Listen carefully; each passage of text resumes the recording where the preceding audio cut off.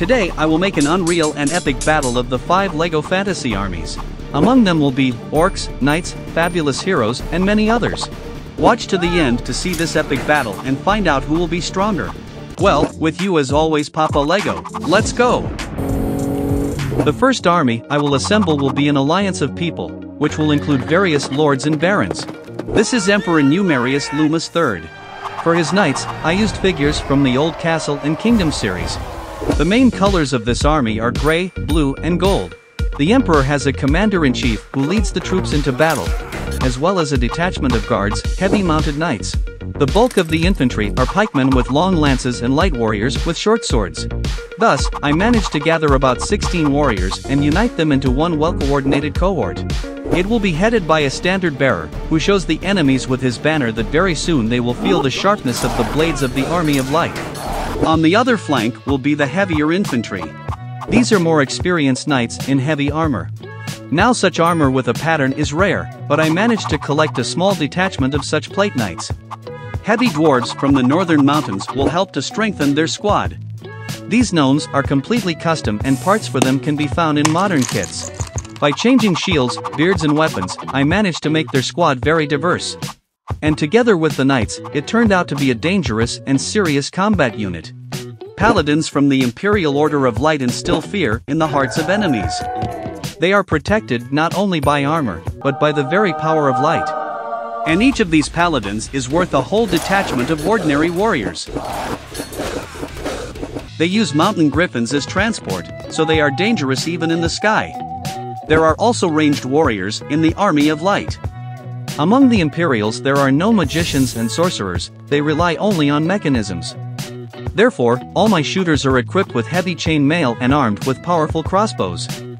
And to fight a heavy opponent, there is even a huge ballista that shoots long spears. Arrows! Loose arrows! Cut them down! Attack! To control it, I assembled a detachment of 4 shooters. Thus, the Army of Light already has more than 50 warriors. Nice. From the new minifigures of red and blue knights with a lion on the coat of arms, I decided to make the descendants of the ancient kingdom of Luminar. They didn't like the too usurping and radical policy of Emperor Numerius, and they organized a separatist movement. In my fantasy world that I'm building, these knights are from different factions, however, for today's epic battle, I decided to unite them into one big army of light. Make a shield wall! Advance! Riders! Scheme formation! Attack! Luminar's army has mounted knights with cool new papones.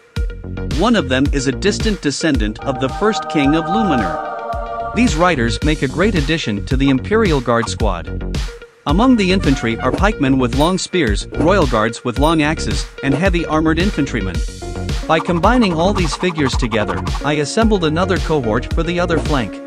Plate knights will complement the main strike force of the Army of Light.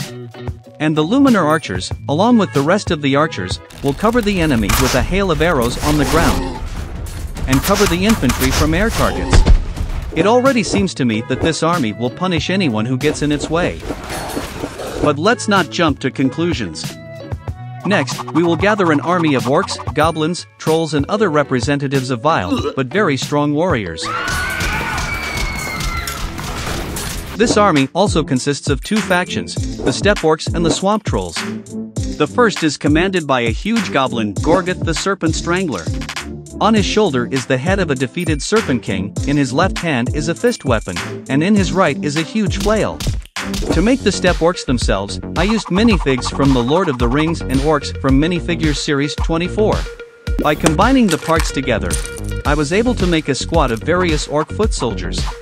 Also, among them, there is one orc scout who uses the ward from Lord of the Rings, and one orc sorcerer who uses combat spells. There are nomadic centaurs in the steppes, they will also join this army.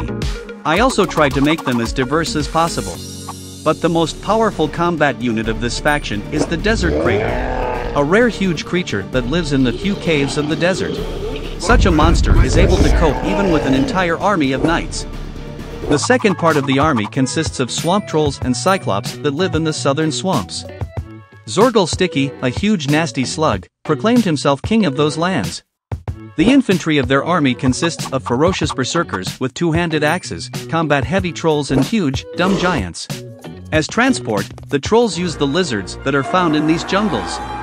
Fast and predatory ones are used by riders, heavy and powerful ones turn into walking towers for archery squads, and flying ones are used by shamans to throw clay pots with poison on enemy squads.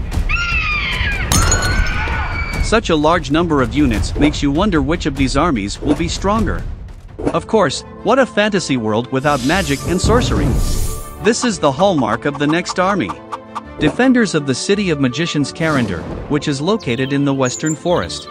The infantry of the defenders is made up of all sorts of fabulous creatures, elves, fauns, and wargen. And this is the second distinctive feature of this faction. I was able to collect about a dozen different warriors. Let's add a couple of forest centaurs to them to make their squad even stronger. By the way, this is Karandar in the background. There are few riders in this army. They usually accompany the king on his travels. But there are many archers in Karandar. A lot of archers. Forest, elven rangers and guardians of Karandar, who are the most accurate archers of my fantasy world. We will appoint an elven magician riding a forest deer to command the army. Infantry will be supported by battle mages, sorcerers and spellcasters. In such numbers, they will be able to withstand an entire army, given that some attack directly from the sky, flying on huge eagles, while others can create and animate large, stone golems. Well, the forest giant will help them cope with other monsters. In order for the Karandarians to become an even more powerful army, I will supplement them with the Knights of the Order of the Black Falcon. Their worldview and politics are similar. Both factions are supporters of peace and balance. So, let's add two barons, the head of the order and his advisor. Heavy infantry with knightly weapons and infantry with long halberds led by an experienced sergeant. And also, we will add heavy archers, who will also have their own commander, an experienced scout. Moon elves are a neutral faction. I managed to collect only 4 of them. Therefore, they, too, will complement the ranks of the defenders of Karandar. All of these characters are from my Warhammer-like board game that I made. If you are interested in learning the rules and how to play it, like the video and write about it in the comments. If the video gets 10,000 likes, I will definitely make a video about it. The battlefield is already running out of space, and it was only the 3rd army. The next faction is not very big yet, but no less dangerous. This is a faction of dragon followers, some of which, in pursuit of their power, turned into insane demons.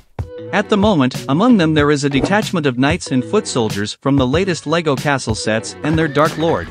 The demon that they managed to summon and a large number of his followers, who until recently were the same ordinary warriors. An adept of dragons helps to inhabit the knights with demonic power, and also, the supreme demon is able to summon small minions. Well, the greatest strength of this faction lies, of course, in fire-breathing dragons. And yes, my dragon is still Necklace. However, he burns out the ranks of the enemy, and hordes of demons finish them off. The 5th faction to enter this epic battle will be the undead. The bulk of their army is made up of the Walking Dead, former warriors and residents of Caldaria. There are both ordinary foot soldiers and horsemen. The army is commanded by a powerful lich, riding a dark-winged creature. Another strong character of the undead army will be the Master of Souls. He will capture the souls of slain enemies to replenish his health and use them in battle. There are many more different characters in the army: Death Knights, Devourers, huge spiders. However, there are some that no Caldarian army would ever expect to see on the battlefield. Huge, resurrected, ancient dragon. One of the first dragons to inhabit this world. Now this battle can definitely be called epic. Well, whoever first writes in the comment the exact number of all the figures and characters on the battlefield will get into the pinned comment.